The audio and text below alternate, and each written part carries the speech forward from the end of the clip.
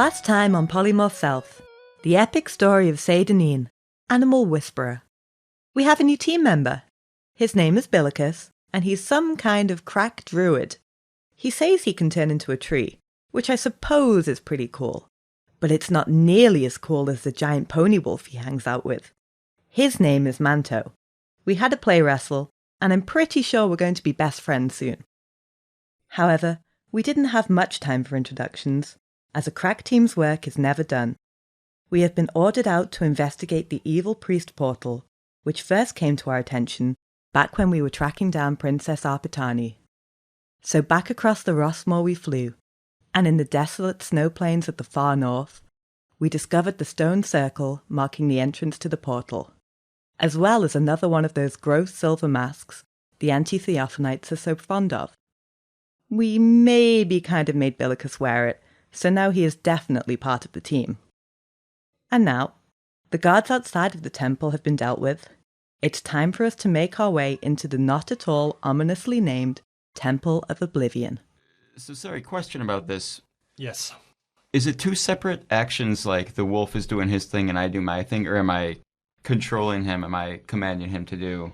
In certain situations, I may also, give you an action. In this one, I'm imagining it's like you're controlling the wolf. Okay. So it's like not directly warging, as we mentioned before. Okay. But yeah, controlling him. But you're not necessarily out of action if the wolf's doing stuff. Okay. Yeah. Usually you wouldn't be. Yeah. Good question, by the way.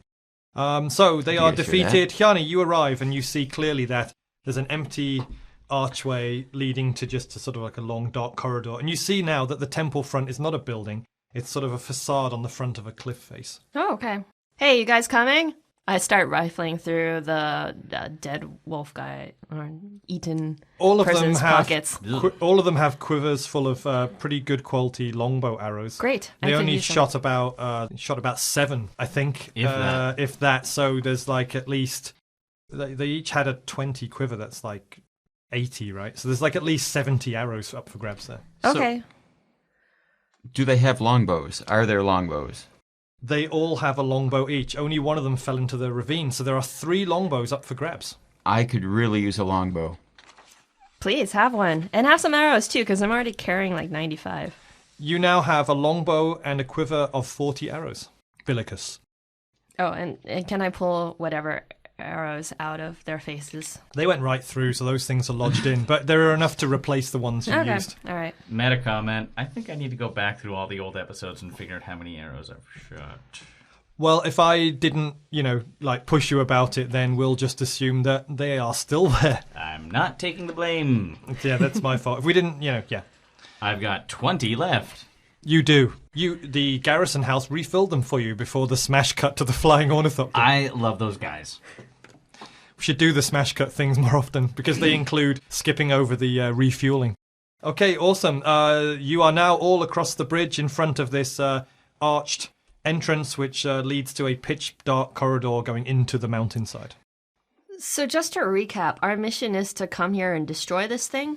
It is to go through the portal and find out where all this stuff is coming from. Okay. Then maybe close it. Okay, so it's like a fact-finding mission. It's not a lay waste to all that is before us mission. It is also you got to find the source, and if you have a chance to destroy it, then maybe. Who knows what you will find? Perhaps the whole story. We don't know. Oh, a whole story. Hey, Billicus. Yo. Good first encounter. Thanks. Yeah, you did good. I like this wolf thing of yours. Yeah. Kind of a backhanded compliment, but right. It. She's nice, kind of. That's the nicest she'll be. Thank you very much. The snow the snow and winds continue to buffet you as you chat. All right, we go into... I am out of torches. It says I have one, but that if it says you have one, you have one. Good, yeah. All right, got perfect. Refilled torches. We got refilled, yeah. I tell you what happened, wait, sorry, Billicus. Flashback, just as you were going to the ornithopter before the jump cut, little Billifer came running after you and said, Bjorn, your torch. Did he also say, and also have this healing balm? He did. He gave you one. Oh, nice. Thanks. He gave Hjani one. Oh, thank you. Yeah, okay. And we're back. Billicus. Oh, that was a great flashback. You had a question? Oh, I was saying I have light, which can make an object shine like a torch. Exactly. If you would like to cast light onto, for example, a weapon or a... Cast it on your longbow. On my longbow? Cast it on your direwolf. Can I cast it on my teeth like a grill? Go for it. All right. I cast light on my teeth. You have a shining beacon of a grill. Every time you reveal your smile, it literally shines out 40 feet. Oh my god, speaking of which, did you guys ever go to the Beacon Grill in the human quarter? To die for beef. I always thought they served chicken. The I Beacon Grill. served bacon. Shut up. Jamaican bacon. Bacon. Fine. Okay, with Billicus's teeth lighting the way. Grill. With Billicus's grill lighting the way. Grillicus. It's called Grillicus. Okay. With Grillicus lighting the way, you walk down the corridor, and soon afterwards, it opens into a large, round, underground chamber. In the center of the chamber is a kind of double hoop of light, sort of rotating, around each other, like one of those toys. And, Right, one of those toys. Like one of those toys that boring kids play I forgot what they're called. Oh, gyroscopes. Like a gyroscope. So it's two magical circles of like hoops of light sort of rotating on different axes. And in front of that is a priest of anti-theophany, not one of the high priests with the silver helmets, one of the trainees, who can still cast spells, a cleric, but... And he can also answer questions, guys. And he is sort of like, regarding this sort of swirling gyroscope of light and sort of chanting and meditating on it. And as you enter, we're going to make a check to see if anyone kicked a stone or tipped him accidentally because you had no idea he was here. Mm-hmm. So I'm going to pick someone at random for this, not based on the skills. I'm going to roll the dice 1 through 4 around the group. 1. So we're going to use Billicus's move silently skill. And I have no bonuses or anything on there. Awesome. So next to it, you will see the attribute, which is linked to dexterity. Do you have a dexterity bonus? +2. Awesome. So roll d20, add 2, and you've got to get 12 or above to not just make a massive noise by accident. So I have 12 plus 2 is 14. Okay, so you guys sort of halt at the entrance to this chamber without making too much noise. He doesn't see you initially, but he's going to see Grillicus shining out into the chamber in about 2 seconds. So I'm going to give the person at the head of the marching order one quick action before we get into it. Seyda. I shout out, "Hey, nerd!" He turns around, he sees you, and between him and you, let's roll for initiative. Okay. He has initiative +1. That is 17 plus 1 is 18. I have +7. 18 plus 7 is more. 25. He raises his hands, focuses on your mind, and starts to chant. What do you do first, though? Throwing axe. Okay, you whip the throwing axe off your hip. His AC is 16. He's wearing scale mail. +9 to throwing axe. That's a 5. +9 is 14. Okay, you throw your axe and miss. And then he casts fear onto your mind. What's your willpower saving throw? Willpower is 2. And you have to get DC 13. 13 or above to resist. Okay. 14 plus 2 is 16. Okay, you feel your mind filling with darkness and your worst thoughts. You concentrate and you throw it off. And you all enter the room. So now let's roll general initiative. I'll roll again for him. He has +1. 10 plus 1 is 11 for the priest. And now let's go for Hjani. Well, sorry. Yeah, +5 is my initiative. 14 plus 5, 19. Okay. Bjorn. My initiative is +4. 13 plus 4 is 17. Okay, Seyda. +7. 2 plus 7 is 9. Okay, and Billicus, can you see your initiative bonus there? It's 2. Okay, roll away.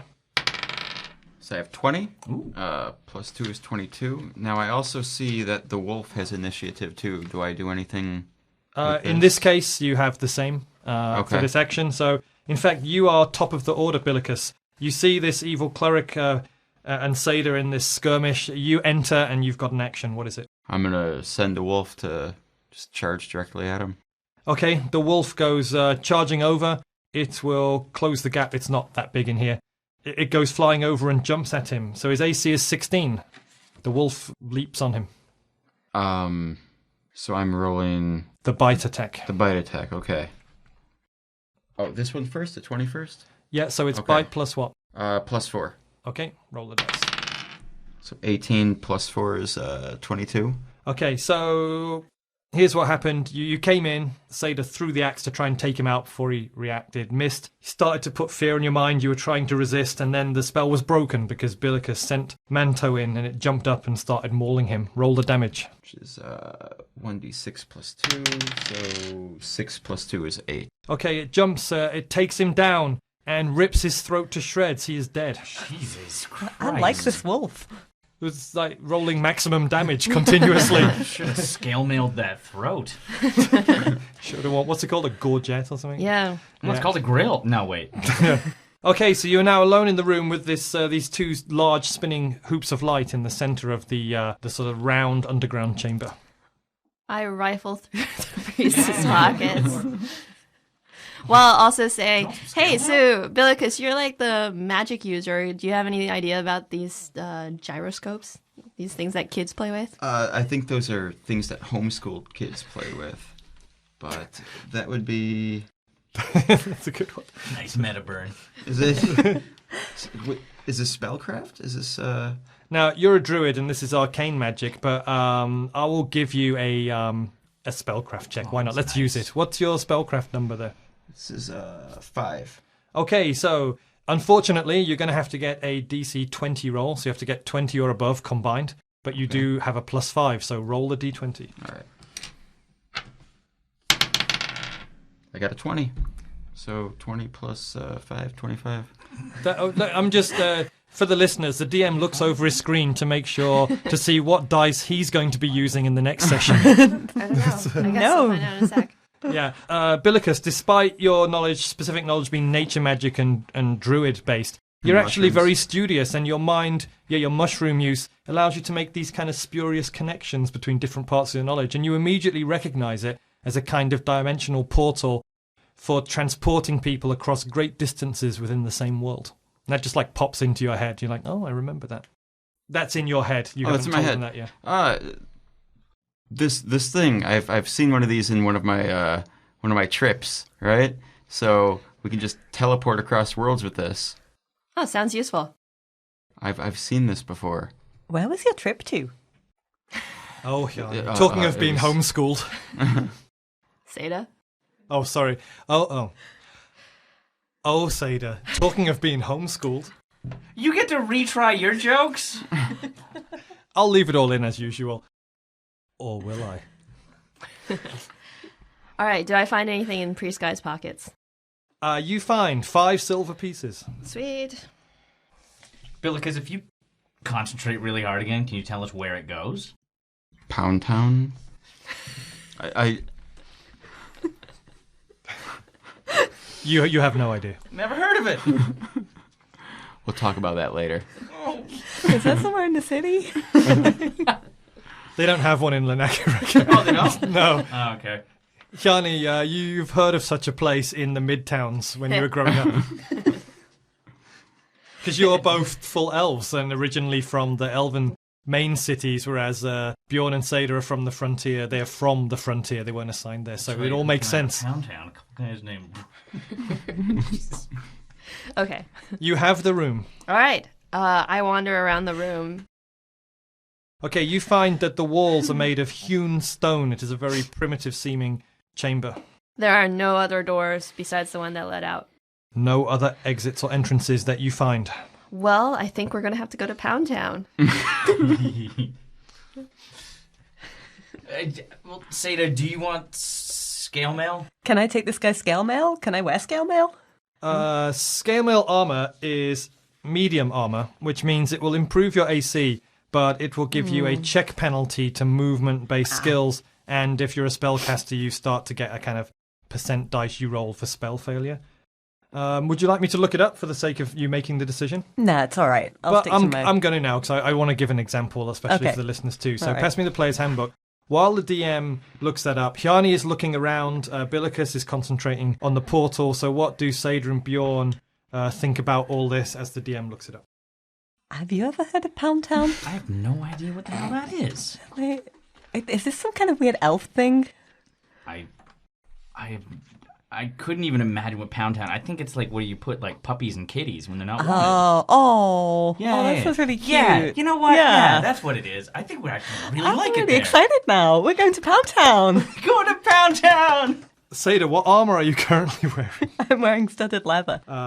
Okay, so yeah. Scale mail is metal scales, actually all knitted together to make a full suit. It gives you a +4 armor class bonus. Leather on the dress code if you go to Pound Town? For Pound Town, yes. That's right. Hjani or Billicus could confirm that for you. So it'll give you an extra bonus of studded leathers +3, scale mails +4.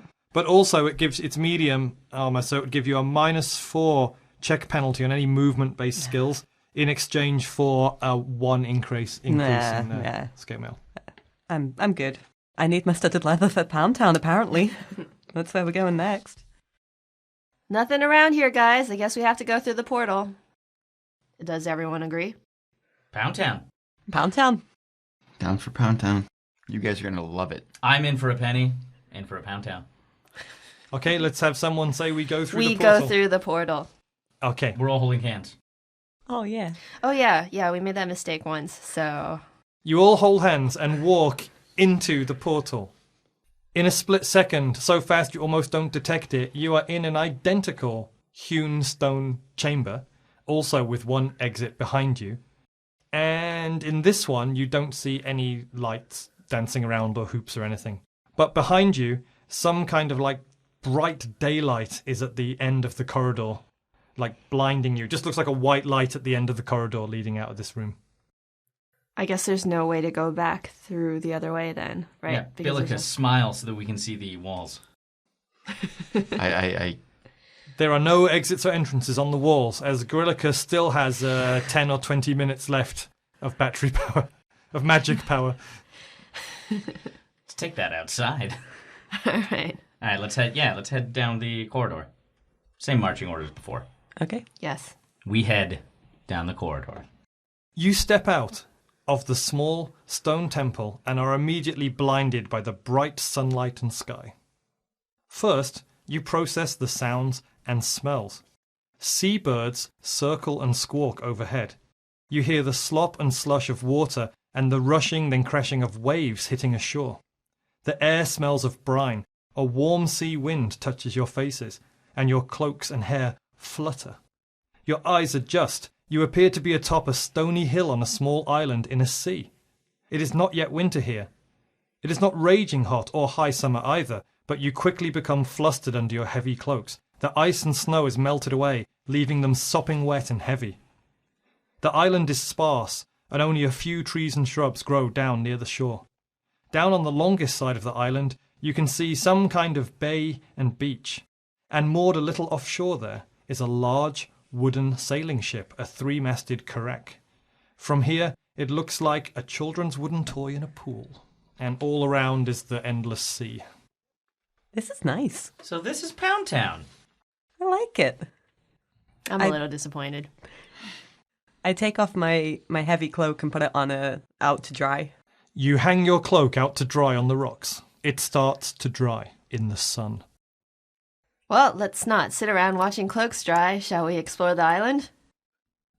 Yeah, let's definitely do that. Is this like any place that any of us might know of? You do know of that, you know knowledge-wise, you haven't been there, that there's a continent, right, that you're one of 4 civilizations on. Mm-hmm.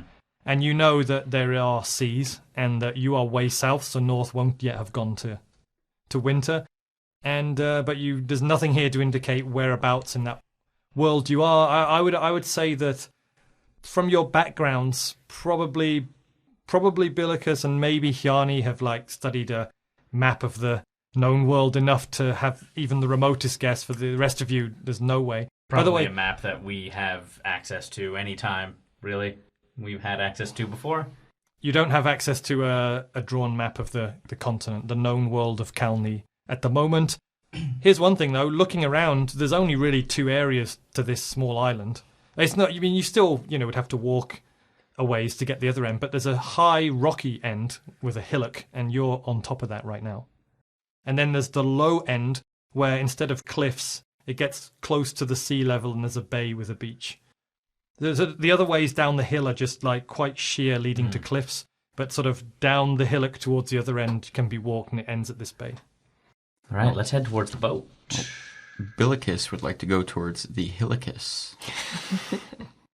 Billicus, we're on the Hillicus. Oh, well then that's just fantasticus. Let's go to the boat. Maybe that's like a ferry to Pound Town. Yes. Perhaps there's a Thrillicus. Okay. We make our way to the boat. Okay, you walk down the hillock after about 30 minutes of sort of walking in the bright sun.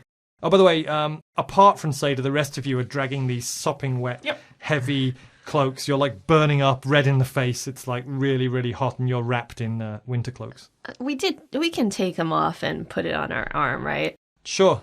Do you want yes, to do that? That's what I do. Okay. Hey, I'm feeling stylish. I continue wearing mine. Okay, you sweat balls. Billicus, you're still wearing yours, right? I'm gonna put it on my wolf, so he's kind of got a cape. Aw. Awesome. Although the direwolf is huge, right? So you could get the cape around it without it dragging on the ground or totally obscuring it. So your direwolf now wears a cape, which is partially made from wolf furs, by the way, which is a bit weird. You dick. Well, what can you do? I mean, it's not direwolf furs.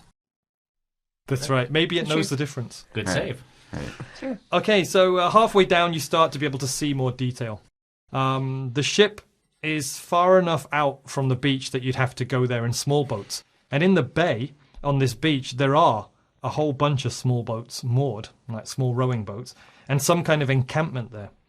Now, they haven't seen you. They look like little stick people from here still. But again, looking out on this sort of really beautiful clear sky, clear seas, and you're looking down this sort of rocky escarpment. And you see what looks to be about something like 20 people sort of hanging out down there. Most of them appear to be wearing like leather armors, bandanas. They've got like cutlass weapons. Pirates? But you clearly see 2 theophanite priests down there sort of directing them. There appear to be people on the ship as well, but it's, offshore. Billicus, put on your mask. That thing stinks. Yeah, it does. But you can pretend to be an Antithanap, one of those guys, and then you say that you found us hanging around the portal. Oh, we're doing this play again. Oh, this thing? Okay. This old chestnut? Sure. All right, I put on my pig mask. Okay, you put the pig mask onto your head. It smells terrible. What's your fortitude save? That is 5. And you only have to get 12 or above not to throw up. Roll the Okay. d20 and add Okay. 5. 18. You put it on. Your nose, mouth, eyes and ears are filled with the nasty 1,000-year-old sock smell. But you take it. I kind of like it now. Yeah, you're getting... it's an acquired taste. Right. And you stick the head on, and your head becomes a shining beacon as the sunlight is like glaring off it. The 2 anti-theophanites really at the doing beach are not wearing these helmets, by the way. Any more actions before your shining beacon head attracts attention? Seyda. I guess this is what we're doing. We're gonna. Yeah, I didn't expect him to put it on, to be honest. Bjorn. I hide. What's your hide skill? It's impressive. 9. Okay, and you're exposed on top of a rocky bare hill with visibility really good all around, and there's essentially a beacon next to you, so you got to get DC 20. It's an 8 plus a 9. Not 20. There's no way you'd be able to hide successfully around here on this Just barren stand behind hillside. me. Yeah, what if you drop to the ground? Hjani. All right, I stand behind Seyda. Okay. What's your hide skill? It's a +5. Okay, you only need to get 12 or above. Okay. 18 + 5, 23. You disappear from view amazingly, skillfully, and except only Seyda knows where you are as she struggles to keep a straight face. Okay, you are all standing halfway down the hill. You've got the helmet on Billicus. It's like reflecting the sun. Bjorn is like making strange crouching positions by rocks, but you can still see him. Seyda is standing broad shoulders as she can, keeping a straight face, and you just don't know where Hjani is. What do you all do next? I am your shadow. I look down the hill. Are they making their way to us? No, but several people are pointing in your direction. They're still like little stick people to you. They're still, like, for them to come up to you, they'd have to hike 20 minutes up the hill, basically. Oh god, I have to do this for 20 minutes. They're sort of like pointing and sort of, you know, and sort of shielding their eyes. They've obviously spotted the light, but no details. Let's make our way down the hill in a line behind Billicus. Okay. Okay, so Billicus goes first with his shining silver mask, and then Bjorn, then Seyda, and then who knows where Hjani is. We can only assume she's somewhere in the lineup. Seyda knows. And you start filing down, and you get close enough now that it's just like, you know, you're like standing up there looking down on them, and you've got a little bit of a walk. You can see their faces. They don't look like pirates as we imagine pirates, but, you know, they have got like cross belts and daggers and cutlasses. And but they all seem to have similar. They've been outfitted by the same person. The leather armor they're wearing does have studs like yours, and does appear to be uniform. And the two Theophanite priests are just sort of looking at you with like dropped jaws as they see you coming down with a high priest's helmet, but no other robes or signs, and a sort of ragtag bunch and a wolf. And you basically arrive at the beach. It's you, then 18 of these pirates, we'll call them for now, 2 priests, then the sea, then the ship. And they're just sort of staring at you with sort of WTF faces, essentially, allowing any one of you guys to speak first. Billicus, say something to them. Should have thought this through. I know. Act. Hey, fellas. How's it going? You wear the helmet of a high priest of our order, and you have come from the portal. What report? What happened? What's your name? Pigiccus? High priest Pigiccus. Is that right? Yes. What happened? How is our mission to discover the second monolith? Oh, you know, it's going. You know, we found that first monolith, and you know, it was pretty cool. And you found it. It exists. Yes. I mean, there was a second monolith, right? The second one is the one you went in search of. Oh, right. Tell us more. Was it indeed in the place? Guys, I'm bombing. I mean, it was in the place. It was exactly in the place where we thought it would be. And, you know, everything's fine. Everything's good. And, are we in control of it? Have we secured it? Yes. It is securely secured. Okay, he turns and looks to his companion and says, I'd heard that it was High Priest Agonosvos who led this quest. I'm unfamiliar with I'm sorry, High Priest Pigiccus here. This is much confusing. Where are your robes, sir, and your Theophanite Bible? My robes are in the wash. Why would you need to wash your robes? What is it like in that place, in Kikathra? By the way, you know that to be the name of your country. Okay. That is the name of the elven country. Cold. And we came through and they just stunk and we had to wash them, and you know, so here I am with no robes. Who are the? You have a wolf and a human and a half elf, perhaps. Who are these people? Who are you? Converts to the anti-Theophanite cause. Yeah, we just met Pigiccus, and he seemed really cool. He knows a lot about monoliths that are very tall and definitely secure. What know you of the monolith? It's tall. There's one of them. And it's one. But you found the second monolith, right? Well, but mono, like one lith. Okay, here's where we're going to have to make a check to see if this really does fly. So, looking down at the character sheet, what do we have? We have diplomacy, bluff. I think bluff, right? Billicus, what's your bluff skill? Not very good. Nothing. It's just charisma. What's your charisma bonus? +1. +1. Now, I did see that Bjorn was pitching in quite a bit, so I'll allow you to add Bjorn's bluff bonus to the roll. +8. Really? Yeah. Oh, wow. Okay, I tell you what, we can use that if you give us a bit more then. Oh. So you see he's faltering a little bit, and you're going to jump in and rescue him. Say a bit more, then we'll do the check. Yeah, the monolith was in the cold. It was very cold there, but we did find it. The mono, because it's one, and one at a time is how you find them. And we found the other one of them. Was it as we thought? Does it function still? It was exactly as you thought. Functioned. It unearthed a secret city of elven architecture and things. Their faces light up. And now let's make the bluff skills. We have your +1, your +8, and it's 20 or above to sell this easily see-throughable pile of horse shit. So you get Bjorn's going to roll. You got a total of +9. You got to get 20 or above to bluff them. It's a 15 +9 is more. So far, they seem to be going along. Where is Dread Priest Agonosphos?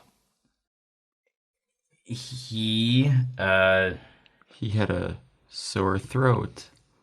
In the monolith. A sore throat in the monolith. Yeah, he stayed behind at the monolith to keep it.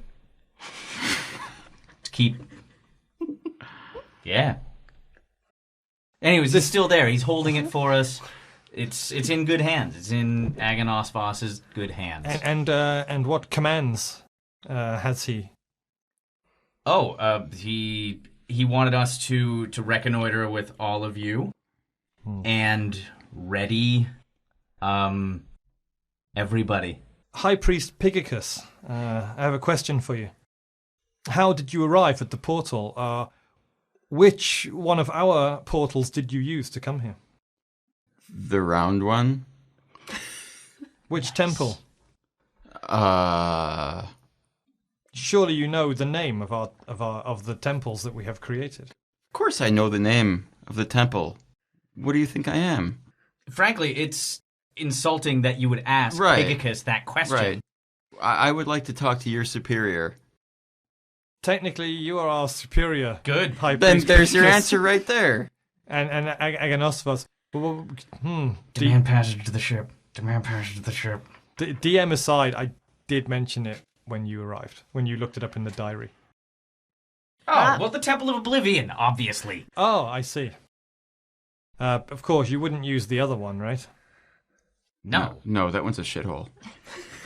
Awesome. Let's have Bjorn and Billicus. What's your sense motive? Mine's +4. Mine is +3 with my wisdom. Awesome. So individual rolls, and you have to get 15 or above. So Bjorn, make a DC 15 sense motive check. 14 plus, it was 4.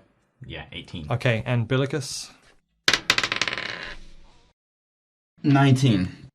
Okay. Plus 3. 19, natural 19. Okay. Both of you now pick up clearly that they're kind of messing with you. They're just asking bullshit questions to see what you're going to say. And you detect slight mouth corner turning whenever they say the word wait, Pigiccus. let me check my paper for that. Yes, detect slight mouth corner turn. Yeah, you start to pick up on the fact that they don't know that you know, but that especially when they use the name Pigiccus, they obviously trying to hold it together and not give away the fact that they know that's you can tell they know there's no high priest called Pigiccus. Anyway, so you know that now. Let's continue the conversation. Okay, yes. So the Temple of Oblivion. Hjani, you're still hiding behind Seyda. How far are they from me?